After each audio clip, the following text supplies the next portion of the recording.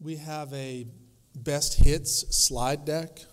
And all you have to do, if you want a copy of that, is go to the top website, childtrauma.org, and just say, hey, I was at the permanency conference, can you send me the best hits slide deck? And we'll also send one to Harmony, and they can post it on their website. Is that all right? Yeah, okay. And I know they're going to post some other resources about NMT and some of our other work as well. So, and Nicole can tell you a little bit more about that after this morning's presentation. Those of you who do Twitter, we actually do have like a Twitter presence. I don't really tweet. I mean, once in a while I do. But the kind of stuff I try to do is just like forward an interesting article, or if there's a comment that I think will be helpful for people to do this work. So for those of you who do that, either one of those Twitter addresses, or whatever you call them, is potentially worthwhile. We have a Facebook presence. It's kind of, we're actually, even though we have a lot of people in our organization, sort of through partnership, as an organization, sort of primary, we're very small, and we don't really spend a lot of money making brochures or websites and stuff like that. So everything we have is kind of, I don't want to say non-professional, but it's not that fancy. But it's, we have some decent content on our website. I've done a lot of writing, and some of our colleagues have done a lot of writing for adoptive and foster families and families or teachers that work with these kids. And, over the years, we've realized that, a lot of times the stuff we write makes a lot of sense to us, but may not be completely clear to other people. And so I think we've gotten better over time in writing some of these materials, but, you can sort of explore for yourself and see if there's anything that's useful.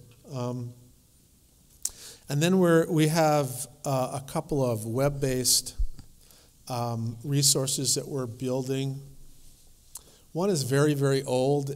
We had the opportunity to create one of the first online courses about 15 or so years ago. So we have a couple of sort of self-paced online courses about the brain. One's about trauma. I think one's on secondary trauma. They're actually used by a number of like CASA organizations across the country, and some other people have found them helpful. But that's the bottom, the online mini courses. That's the link for that. And then we're slowly populating a YouTube channel with video clips that are either recordings of things that are presentations at conferences, or smaller things that we think might be helpful for people that are interested in this topic. So for people that want to learn more about some of these things, there are resources that are out there, and feel free to jump in and use some of them. We're actually, one of the most exciting things in our work, I think over the next couple of years, is going to be the evolution of our work with a number of partners in the room, including Spalding, in the development of some new materials for foster and adopted parents about some of this content. So over the next couple of years, we're really looking forward to using really new technologies and integrating new content into some of the existing curricula about that are offered for foster and adopted families. So watch for that. Now, back to the show.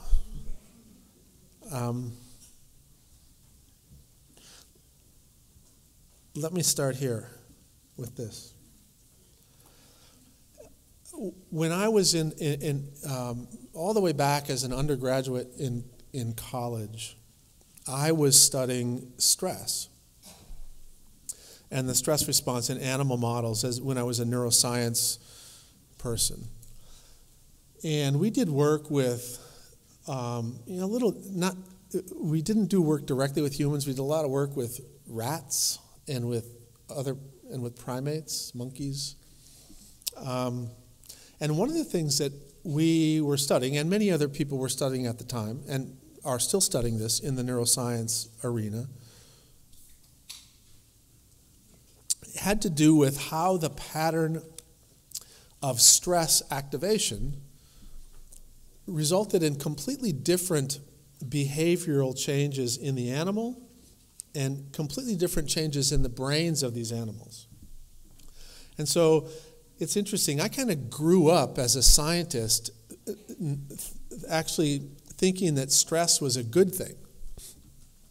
And then I went into sort of clinical clinical arenas, became a physician and then a psychiatrist. And stress in those worlds all too frequently has a negative connotation, right? I mean, most people kind of, when they talk about stress, they talk about, oh, I'm stressed, like that's a bad thing.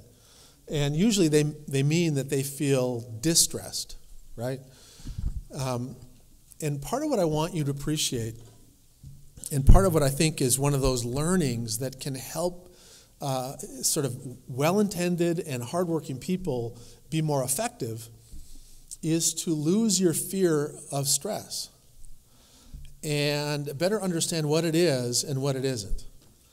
And so that's kind of what I want to do for the next segment of this presentation, is help people think a little bit differently about stress. So I kind of introduced this earlier when I said that we have all of these systems that are in equilibrium, right? You've got a body temperature system in equilibrium, that you have all these really complex things in your brain and the rest of your body that help you stay at 98.7 degrees, for example. And if you start to have a change in your body temperature, let's say that you're on a long hike and you get wet and you're outside and it's 40 degrees and all of a sudden you have a hard time maintaining all of your cells at 98.7 because you're just cold and you're losing heat like crazy. And so what your body does is, that's a stressor. You're pushed out of equilibrium. And so your body will have a stress response. Now the stress response is going to involve that set of neural networks that I talked about earlier. And what they're going to do is those parts of the brain are going to tell your muscles to start literally contracting more, and this shivering you feel, and it'll start changing your circulation. You don't want to have as much of your warm blood circulating and being in contact with the outside world and all this kind of stuff. So you'll have all these compensatory things that are responses to the stressor.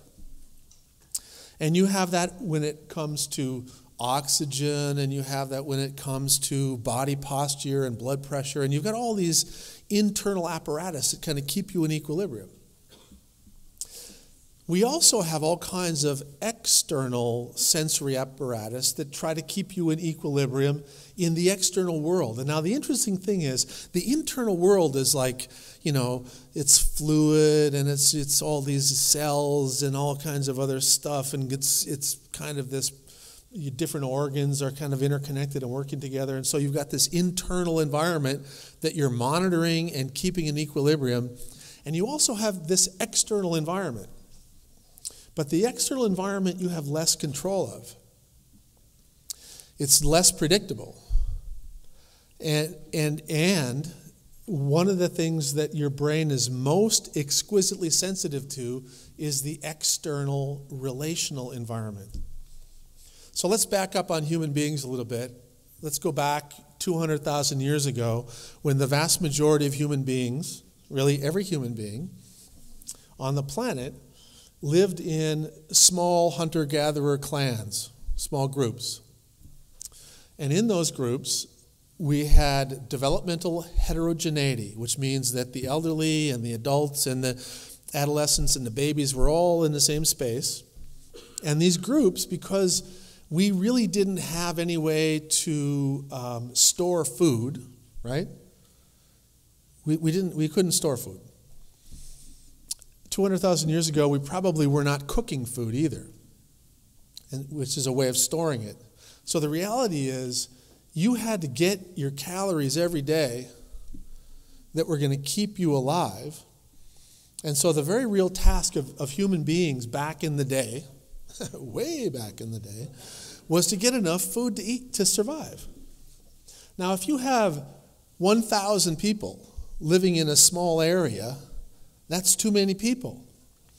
So the way humankind had to live is we had to live in these relatively small groups that actually would be tracking and following the large herds in Africa in large part, because that's where the calories were. And then along the way we figured out that, there's these little places where there's some berries and grains and fruits, and we can gather some of those things as well. And so over time, different groups began to run into each other at the places where there was a lot of fruit, or where there were grains growing. And there was essentially an interesting thing that happened. Human beings have this remarkable neurobiology of connectedness, right? And I'll talk about how wonderful it is that human beings have this ability to form and maintain relationships. And in fact, it's the glue, it's the matrix that makes us special as a species. It's what literally allows humankind to survive, is that we're interdependent. But the irony is, the flip side of that is that our major predators have always been other human beings. Our major competitors have been other human beings. And so in our brains, we have this interesting quality where we catalog and we make a whole set of associations about what is safe and familiar, who's going to protect me. The clan is all about protection. We get together, we survived on this planet because we had cooperative hunting, cooperative gathering, cooperative protection, and so forth, and that helped us survive on the planet. And we co-evolved with, dogs helped us, basically because they can hear better, and they became, basically, if you lived in a little camp and you had dogs, it extended the protective sensory apparatus for your group by a great distance, which was very, very adaptive. And so the coevolution of humans and dogs was very important. The coevolution, ultimately the domestication of other animals, was important, so that we could, instead of chase the herds, we could grow the herds. And there's all kinds of these little steps that happen. But the core that I'm trying to get at is that human beings, this external world that we're monitoring all the time, that's most important for determining where our stress response is or isn't, is the relational milieu. Is the environment, the social milieu, people that are safe and familiar? And so our stress response neurobiology that is externally focused, that's monitoring the world, is exquisitely sensitive to the relational milieu. How many of you have ever worked in a workplace where you felt like you didn't fit, right? And think about what it was like Sunday before you had to go into work Monday, right? You felt distressed. It literally, if you would get nonverbal signals, there are many people who are minority individuals who have to work in majority environments, and there's a nonstop, subtle set of cues that they're bombarded by all the time that influence their stress response. Now, there's a whole bunch of other things. If you feel, we could go on, I could go on and on about this, but what I want you to appreciate is, number one, is that everybody has this really interesting social monitoring neurobiology. We're always monitoring the social environment to see whether we're one of the group. Are we included? Are we safe? Is it familiar? And so forth. And when we get signals that we are wanted, we feel regulated and rewarded, right? Think about how the reason that a 15-minute break at a conference can never be 15 minutes is because it's so much more regulating and rewarding to be out there talking with people than it is to be sitting, not moving, not doing anything regulating, right? This is, as wonderful as this is, in comparison to what was happening out at the break, it doesn't compare. So even if you have top-down, now think about this, I want you to think about this when next time you put a demand on your child. Even when you were told by Keith, in 3 minutes we're going to start, your top-down modulation, which should have said, oh, this is such an important thing for me to learn. What a wonderful presenter. I have to stop having fun here with my colleague and stop talking to them and stop enjoying coffee and food and put that down immediately and run right in and sit down and pay attention to him because he will be filling my brain with this. Of course you didn't do that. The top part of your brain said, yeah. Yeah. Whatever, 5 minutes, 3 minutes. I'm not going to miss anything. I'll read about it later. Whatever. That's because the pull to be connected is so powerful. And as many of you have experienced in a painful way, the feeling of being rejected by the group is equally painful. Very powerful stuff. The major determinant of whether or not a child in a life-threatening situation has an extreme stress activation isn't the degree to which the event is threatening the child. It's the degree to which the child perceives fear in the adults around him or her. How many of you have seen kids? I mean, one of the first things you learn in the ER, right, when you're doing stuff, working with kids, is you make a decision when Billy comes in and he needs to be sewn up. You kind of decide, all right, is this a parent that I actually bring in and help me regulate the child while I sew up the kid?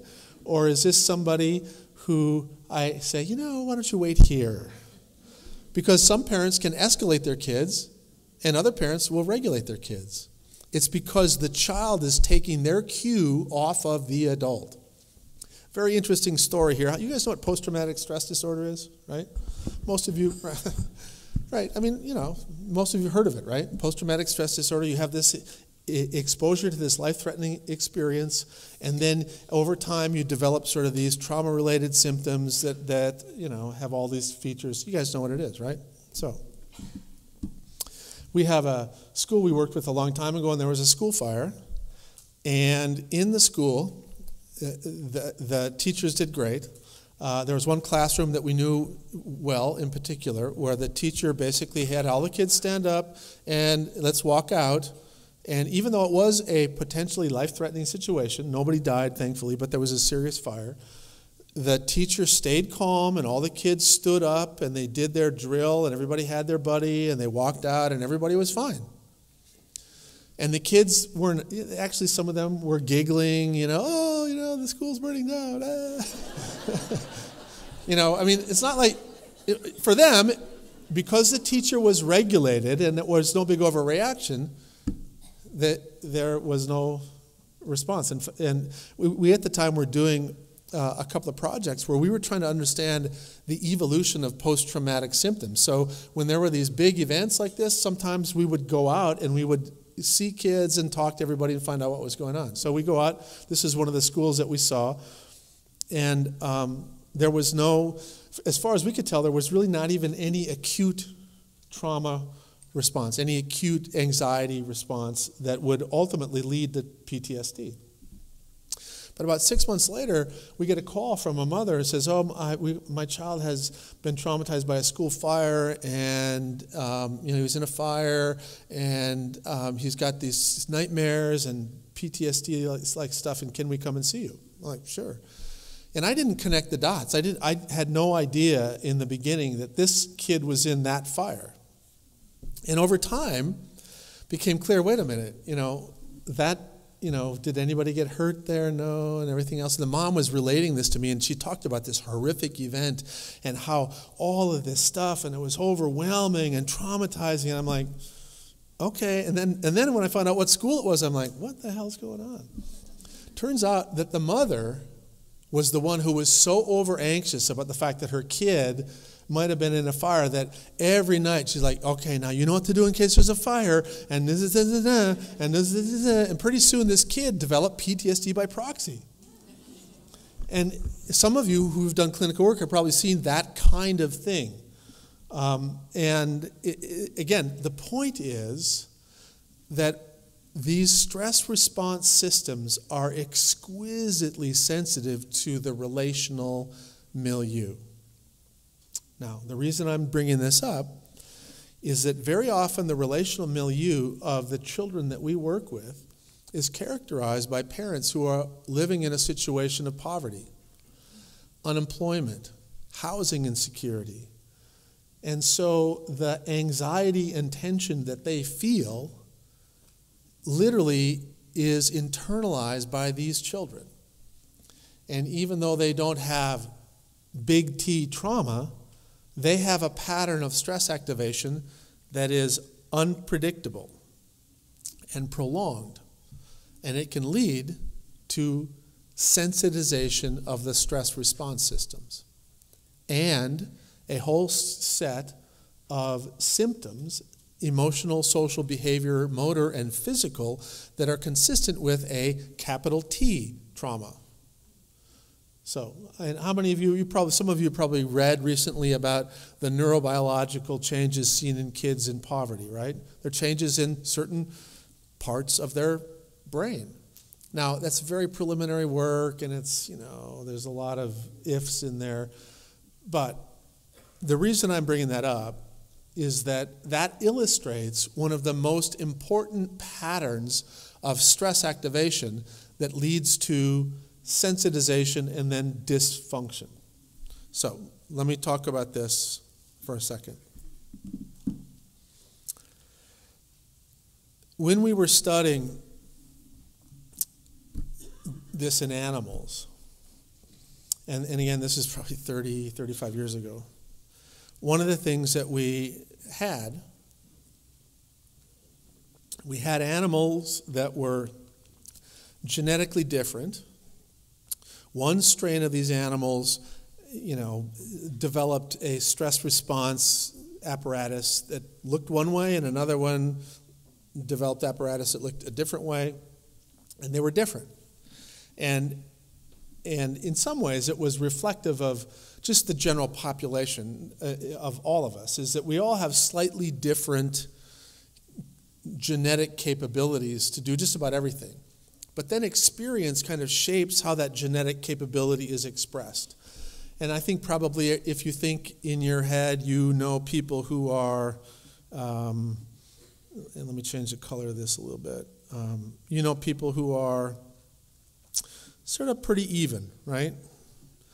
And if this was sort of their baseline level of, let's call it reactivity. And most of us are kind of in here. There's times when we're more dysregulated and times when we're feeling pretty mellow, and it kind of goes up and down depending upon life circumstances. You might have a really bad week where you get really sleep deprived and then you get sick, and then you're more, you're less likely to be well regulated when you're challenged by a moderate challenge. So everybody's kind of got this set point. And there's some people that are a little bit more mellow, no matter what you do with them, they're kind of here, right? And then you have people that are a little high strung, and it's all kind of within the normal range. But, one person, if you change the dinner plans from 7:15 to 7:30, they're like, oh my God, they want to plan like, now we're going to be together as a family on, at Thanksgiving. So what should we have for breakfast the day after Thanksgiving? Like, what? Thanksgiving? That's like years away from now, isn't it? So different people have different levels of sort of being tuned up or tuned down, and it's all part of the great heterogeneous mix. And no matter where you are in this curve, if you have a moderate challenge, you're going to have some peak activation of your stress response, and then once the challenge is over, you get back to this baseline. And a typical challenge might be something like a presentation at work or going to an academic meeting and giving a talk or something like that, right? Everybody's got that kind of thing. And if you wait 2 weeks later and you have the same moderate challenge, you're going to have the same pattern of response. The key is that once you get pushed out of your comfort zone and you're activated in this sort of moderate stress activation, you have adequate time to get back to your baseline before you're re-challenged. Now, and then you can have this. Let's say that you are a child who's pretty neurotypically regulated. You live with your mom, and you've been on just you and your mom for a long time, and you're in the 3rd grade, and you had a test that day. And it was a moderate challenge, but since you are,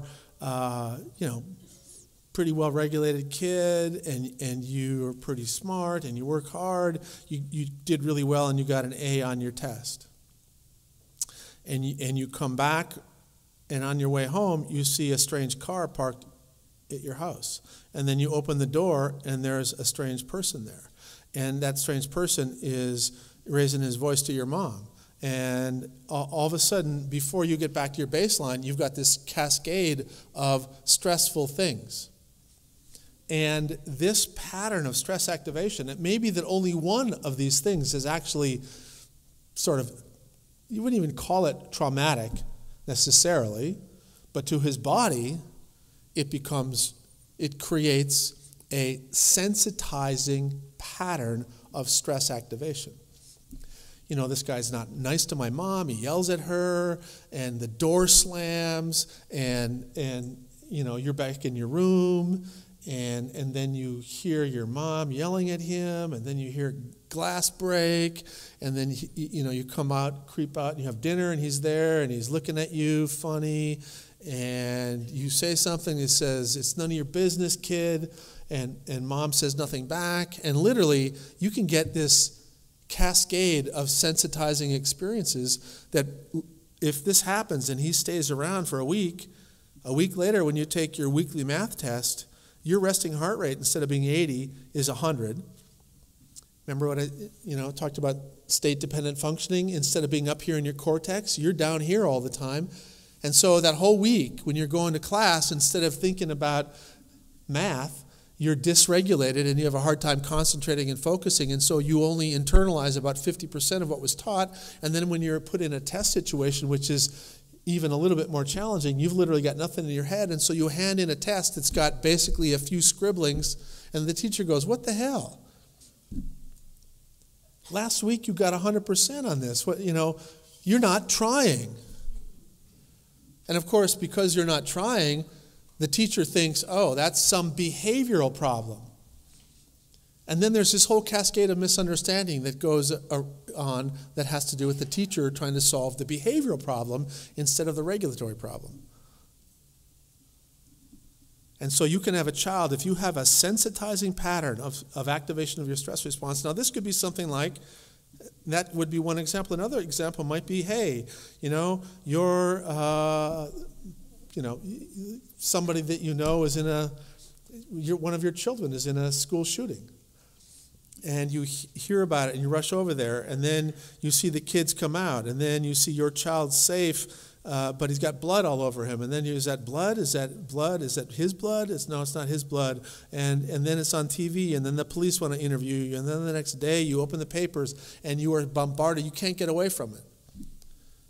This happens millions of times across this planet every week. Sensitizing experiences. Now, what are the consequences of that? One of the things that happens when you have this sensitizing experience is that you change the reactivity of your stress response systems. And so really what that means is that these systems are there and they work, but they're not working in a way that's proportional to the reality of the challenge. So you and I are lucky enough to kind of be in here. Oops, let me change the color again. We wake up in a safe and familiar environment, and we can be in this low active alert state. And we go out into the workplace, and there's a little bit more unpredictability, some more challenges, and we can stay in this active alert state, which, as you recall, means that your cortex is open for business most of the time. But if you are one of these kids, or an adult, or a youth, or anybody who's had a sensitizing pattern of stressor, the major change in your physiology is that your stress response system has become sensitized. And of course, the consequences of that are pervasive in the body and the brain. And in fact, the observation of the increased risk in physical, emotional, social, and mental health domains after developmental adversity is because developmental adversity sensitizes the stress response. And so this child wakes up in a safe and familiar environment, but the brain is right here in a state of, basically, it's getting the incorrect signal that the world I'm under threat. And the brain under threat does a couple of things. Now, what did I tell you is the most important determinant of the external milieu? You know, what's the most important thing that's influencing the stress response in the external milieu? The social milieu, right? You could have the house burning down, but if the adult next to you is regulated, you'll be better regulated. So what happens when the brain is in this fear state is that the cues that it pays attention to are relational and mostly nonverbal cues. And so the child who comes into class, who's in this sensitized state, is going to be focusing on who's the teacher looking at, who's the teacher smiling at, who's the teacher calling on, and looking around the class and seeing who's allied with who, who's vulnerable to what word. These kids develop street smarts. At the same time that they're developing street smarts, part of what's happening is that they've got only a portion of their cortex is available for business, right?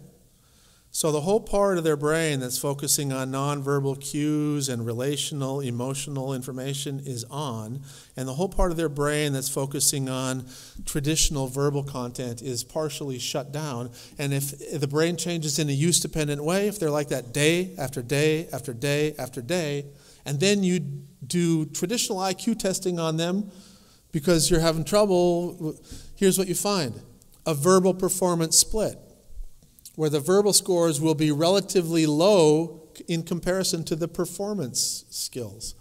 And you see weird subscale scatter. You know, you see some things are 12 and some things are 2, and you're like, what in the hell?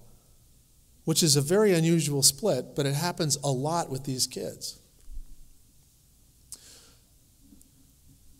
Now, what this means is they're going to be looking at every single thing you do and say. They're going to be paying attention to how close you are. They're going to be paying attention to whether you're truly present. You know how I talked earlier that you can read these subtle nonverbal cues and you can tell whether your kid has been lying to you about being at the movies or not? Well, they can tell whether you really want to be there. You know, when they can tell if you're just sort of dismissing them. They can tell if you're thinking about the next appointment. They can tell if the teacher's just doing this sort of empty, hollow, good work, good work, good work. That's not a reward for that kid. In fact, it's another example to the child that he's just invisible and being dismissed. And instead of adding to the catalog of positive experiences, it adds to the catalog of I'm worthless. And it's exacerbated by their sensitivity to everything. Right?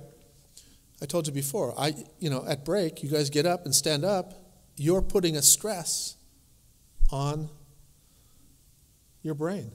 And your brain perceives the change in blood pressure and has a reaction. Now, all of that happens for us at a level that is completely unconscious because we are pretty well regulated. And because for us, all of this, a little bit of stress is something that isn't overwhelming us, we have a tiny little bit of a challenge of blood pressure change, and we don't even perceive it. But if this kid has the same challenge of blood pressure change, they literally go into a state where their brain says that I'm being killed.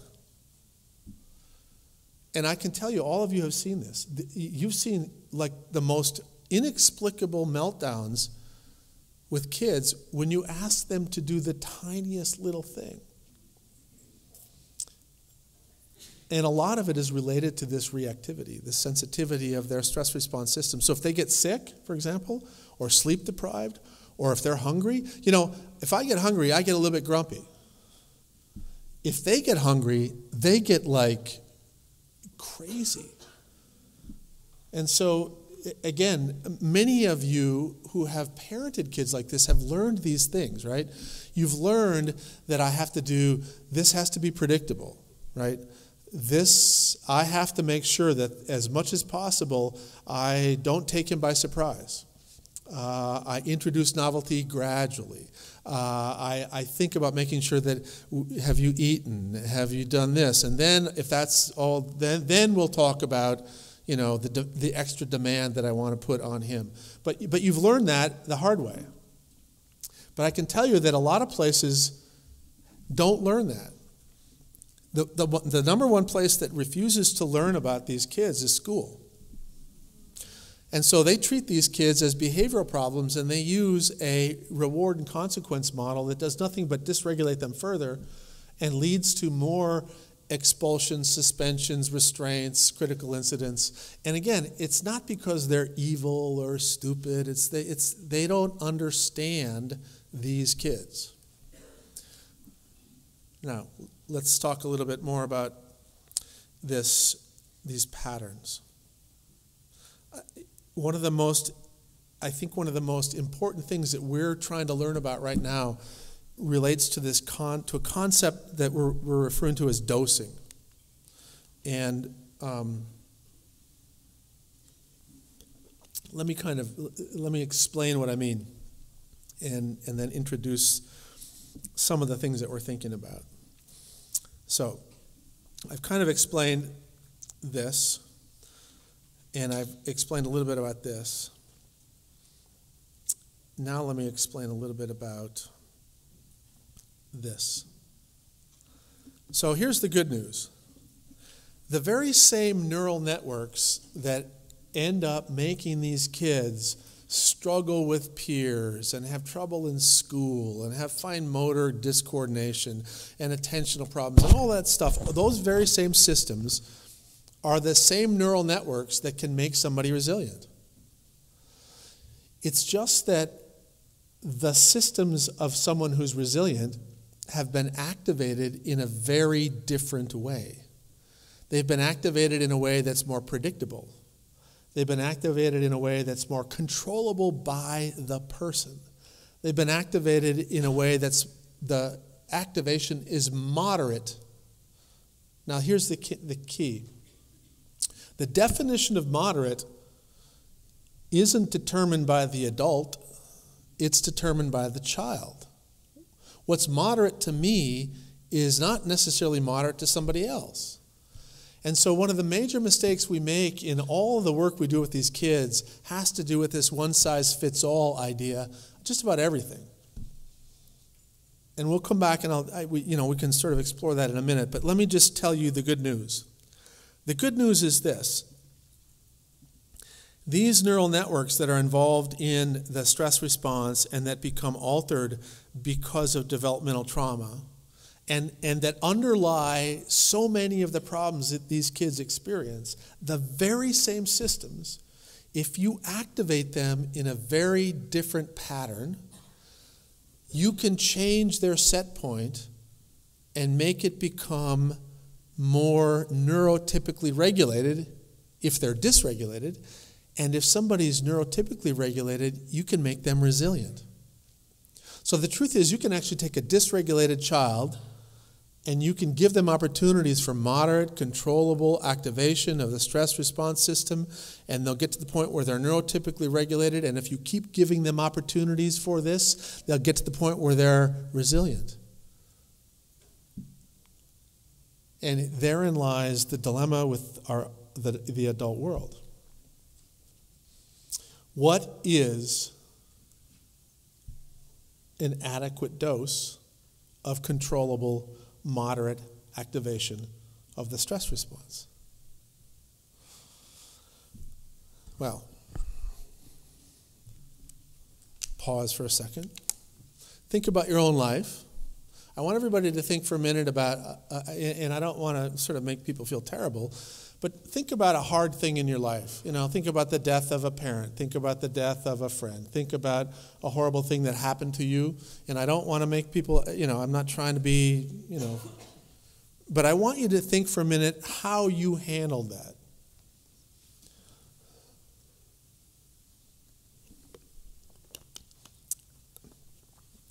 Okay. Now I just want to show you this.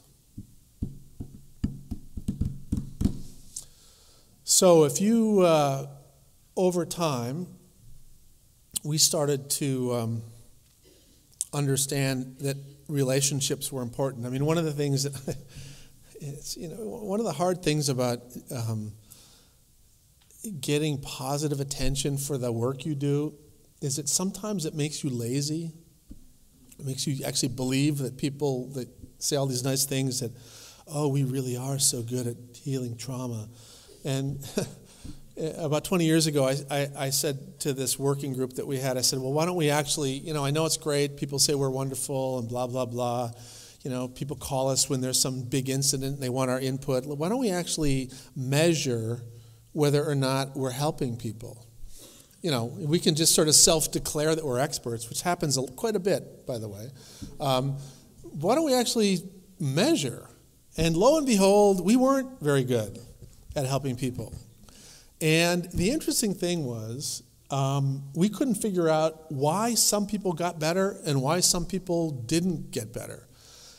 Because it had nothing to do with anything that we were doing. So it didn't matter which clinician they saw.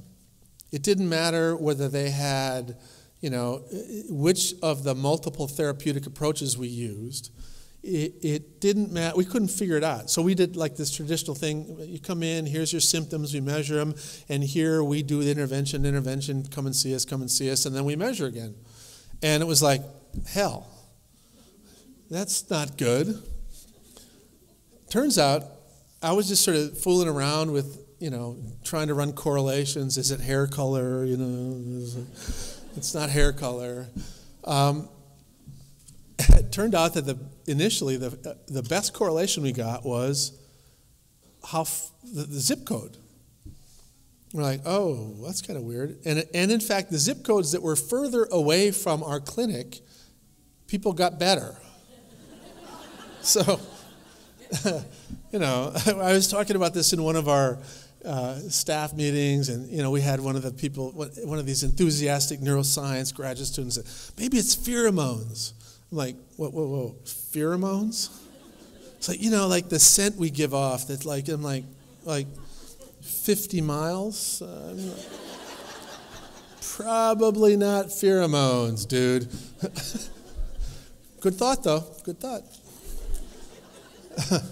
Turns out that not everybody who lived that far away had the same result. And then we looked at that more carefully. It turns out that if a parent or a foster parent or adoptive parent was the person driving them in, and then they'd come to 45 minutes where we did whatever we were supposed to do, and then they would drive back, that became like the most special time of the week for this kid.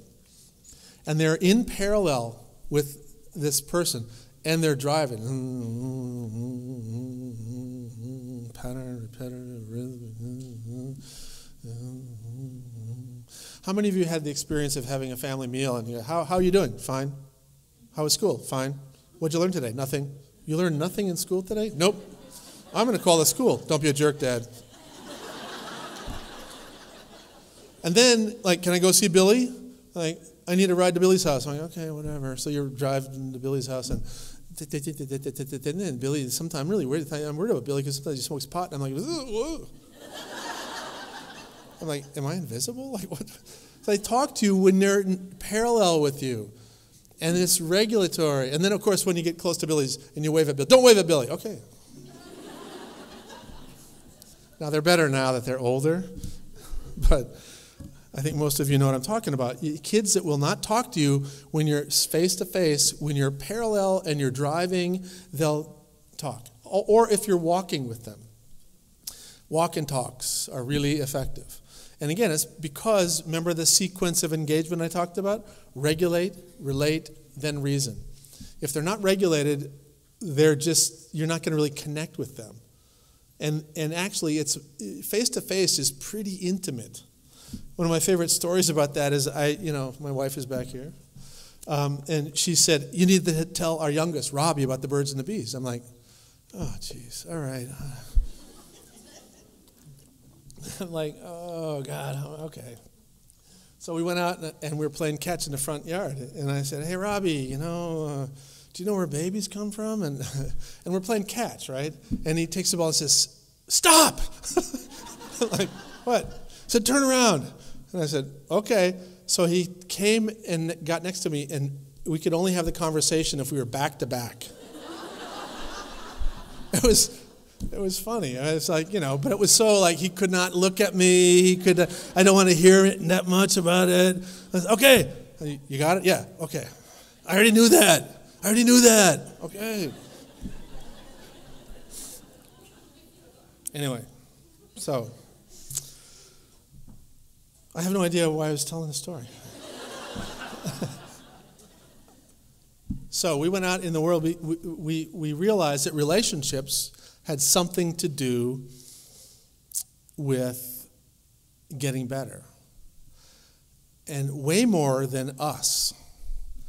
And so we started to look and go, all right, how can we measure relationships?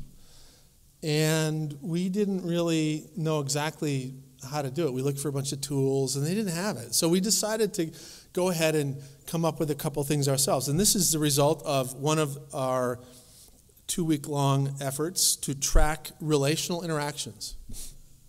Now, this is a 24-hour period. This is 6 in the morning. Oops, sorry about this. 6 in the morning. This is noon. This is 6 at night, and this is midnight. The inner circle arrows are positive interactions with family. This is positive interactions with friends. This is positive interactions with acquaintances like classmates, and this is strangers. And so this child literally all day had a day that had lots of these relational contacts, lots of people who he had in his what we call therapeutic web, who he had opportunities to interact with. Now, put that to the side right here. Now, remember what I told you about neural networks kind of fatiguing and your active working memory cup getting full and the ability of us to be fully engaged externally? What is the timeline? 12 seconds. If you take a neural network and you stimulate it for more than 5 seconds in an intense way, it starts to become what we call refractory. What that means is no matter how much more you stimulate it, it's just not going to send any more signal. And so 5 seconds is adequate to send a signal to a neuronal network to actually stimulate synaptic splitting and creation of new memory. However, you can't just do it once. So if you have, over the course of an hour, at least, now ideally more, but at least 4 doses of activating that neural network, you'll literally get an enduring split and create something new. In other words, a memory is started, a therapeutic change is going to happen. It's important. What's a therapeutic dose? Is it 5 seconds? 12 seconds? Is it 45 minutes once a week? Any of you who've ever done therapy with a child who's dealing with trauma and you've known them for a long time, you will recognize this rhythm. They'll come in, there'll be some sort of process to distract you, they'll try to be regulated, and if you stay still and you create sort of a safe setting, they'll visit the content in some way. It might be a drawing, it might be in play, it might be in words, but they'll dip into it, and they don't stay there, right? They dip back out. It gets too intense. And so then they'll go off and they'll do something that's either distracting or they'll be avoidant to a follow-up question, and then they may dip back into it. Now, if you have a really good therapeutic session, you'll get 3 or 4 little dips into the real content. But it doesn't last long. Think about, in all of you, I know every one of you has had something in your life where you've processed it with people, and you know that even with the people you trust the most, you talk about this stuff in some dosing way, right? You bring it up, you see if they're going to be open and receptive. If they are, you go a little bit deeper, you see how they handle that. Sometimes it's too intense, and so you back away. Sometimes it's too intense for them, sometimes it's too intense for you. And the reality, though, is if you started to look at it, you'd see that it has the duration of this therapeutic, this moderate dose, is very brief. Now, what that means is, if you're going to get a pattern like this,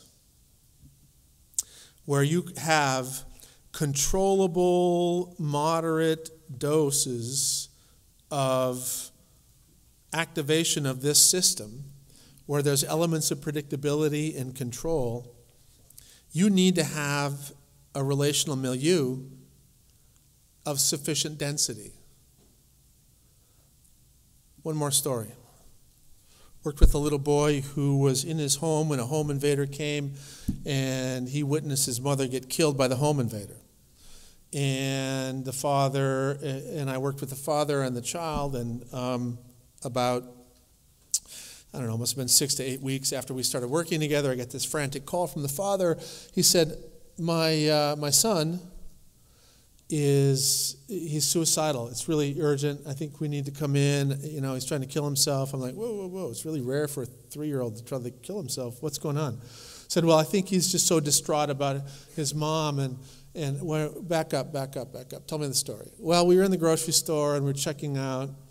And he looked at the clerk and said, my mom's dead. She got killed. And the checkout clerk said, oh, honey, I'm sorry. And I thought, oh my God, he's worried about mom. And I said, wait a minute, what did the checkout clerk look like? Oh, she was a young woman, maybe 28. What color's her hair? Brown. And then I paused for a minute, and he just said, oh my God. Because his wife was about 28, had brown hair. This little boy has an evocative cue, right? Here he is. He sees somebody that has something reminiscent. Here's a female that has attributes similar to mom. It actually evokes a cognition about it. He visits that content. He controls that interaction, and he gets a sympathetic, feedback. And that was an adequate dose of controllable therapeutic contact for him. It's over. He doesn't need it anymore. Then. But his father, worried about his son, as they roll out into the parking lot, the little boy's still in the cart, and he says, do you think about mom? I think about mom. I miss mom. I miss this about her. And do you miss that about her? And, you can talk to me anytime you want about her. And the little kid, of course, now, is that a controllable dose? No.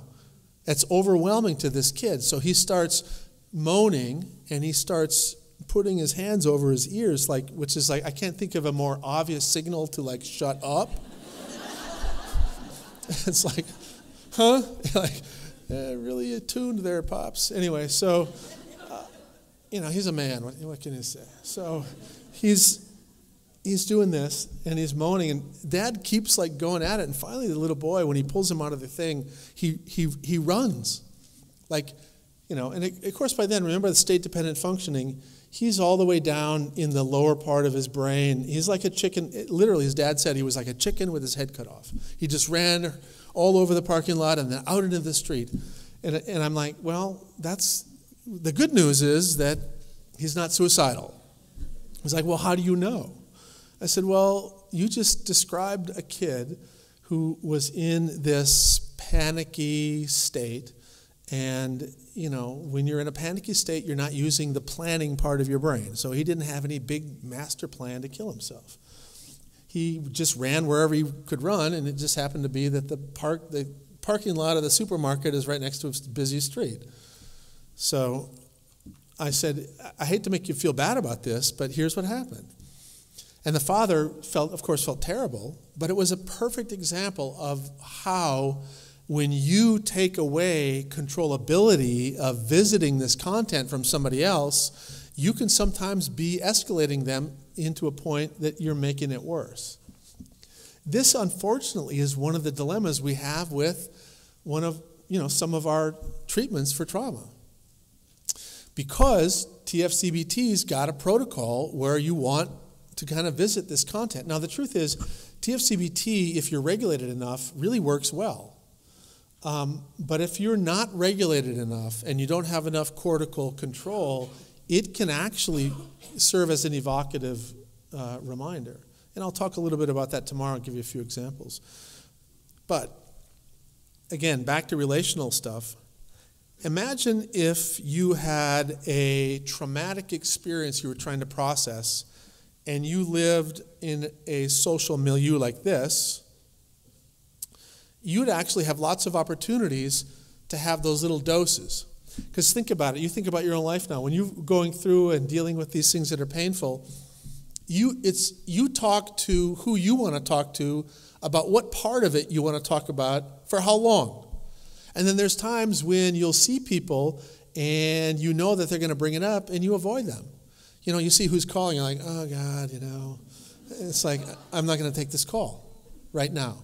Or I can't tell you, I've probably been told 10 times by grieving mothers who are mourning the traumatic death of a child, and they're maybe a month out, and they've gotten to the point where they're kind of able to kind of be numb and go through routines of a day, and they'll be grocery shopping, and they'll look over and they'll see a neighbor or somebody they go to church with or whatever who they know will come over and want to talk about how are you and blah, blah, blah. And they're like, oh, I got to get out of here. They leave their grocery cart full of groceries and they go hide in the bathroom or they walk out. But they literally cannot deal with an uncontrollable contact like that. Now, the irony is they may the next day want to talk to that very same person. But so much of it is about controllability. And tomorrow I will talk a lot about the controllability of dosing and revisiting and learning how to be comfortable with intimacy, which is something that a lot of the kids that we work with struggle with. But think about this world. This is a healthy neurotypical kid. This is the number of relational opportunities he had in a typical day. And this is the best day in a 2-week period for a kid in foster care. Because he was, I can't remember exactly, but let's say he was 12 years old, but he was socially like 10. And so he was odd with his peers. And when his peers would interact with him, they were like, you're weird, why are you doing that? And so this child in particular was moved in the middle of a school year to a new school, a new neighborhood, and this was the best day he had. Most of his interactions were negative. And so this child does not have a relational milieu that would allow him to heal, no matter what therapeutic thing he was doing. There were 2 days during this time we tracked him where he didn't have one single positive human interaction, not one. And this kind of coming full circle to what I talked about at the beginning of this morning, and we'll go into this in more detail again tomorrow, but this is why you are so important. Every single contact you have with these kids is an opportunity for them, not for you, but for them to dose a therapeutic process of what they bring up, how they bring it up, how long they stay there, how deep they go. And if you are in a receptive and attuned state, and you're able to be present in that moment, that can help them heal. But what gets in the way of healing is, number one, not enough moments. And that can come because there are not enough people. It can also come because the moments take place when the people in the environment are preoccupied, overwhelmed, exhausted, run down, disrespected, and dysregulated themselves. Going back to the issue of self-care. You cannot be part of a healing therapeutic milieu for these kids unless you take care of yourself.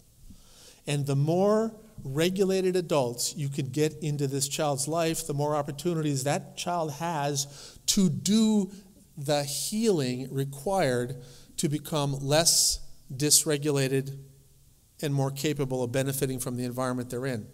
And let me just do this one last thing about benefiting from the environment they're in. One of the most challenging and overwhelming and frustrating things about these kids is that you can remove them from these terrible environments and start providing them with love and with all kinds of learning opportunities and social learning opportunities, and you can surround them with great stuff, and they still make agonizingly slow progress. And this is why. Remember what I said about novelty?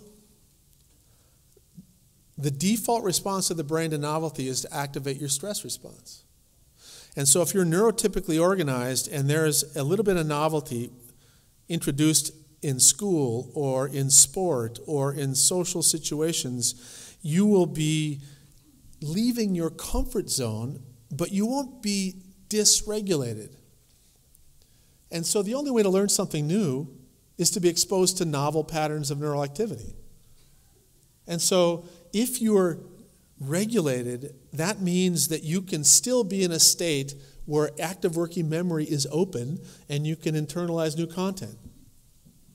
In contrast, if you're a child who's dysregulated and you are given all kinds of wonderful opportunities, great teachers, great after-school programs, great therapeutic stuff, wonderful loving foster parents, wonderful great adoptive parents, and they can basically try and try and try and try and try and try, but if the child is in this state, all of the stuff that they're trying to provide for this kid gets short-circuited on the way up to their cortex.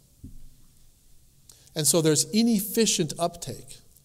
And the end result basically is that 1/3 to 1/4 of the interactions you have with the child will end up getting into the parts of the brain that you want them to get. And sometimes if they're really dysregulated, it could be, you need 10 repetitions to get the same thing as 1 repetition with a child who's regulated.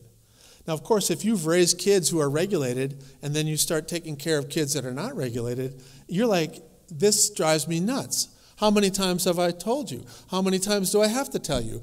Didn't we talk about this yesterday? You told me you understand. Yesterday, you told me exactly what the rules were in the house. And now today, you did exactly the opposite. And you knew the consequences of this would be. And blah, blah, blah. Again, all of that is with our assumption that these kids have continuous access to their cortex, which they don't.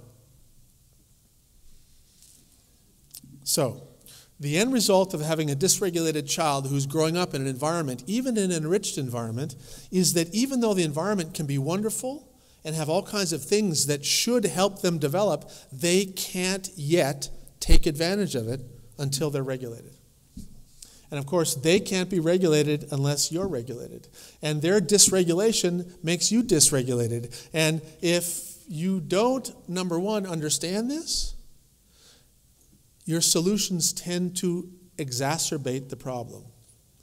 And number two, if you don't really understand this, you think self-care is just kind of an add-on.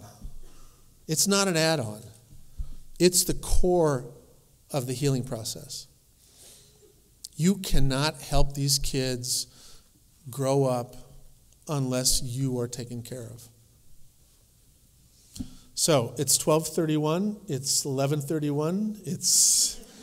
I'm glad it's a time change. I'm like, oh man, I really went late. Nicole has a few announcements to make, and then, is that right? So come on up, make some announcements. I hope I'll see some of you around later throughout the day and tomorrow for sure. So I hope you have a great rest of the day, and thanks for your attention.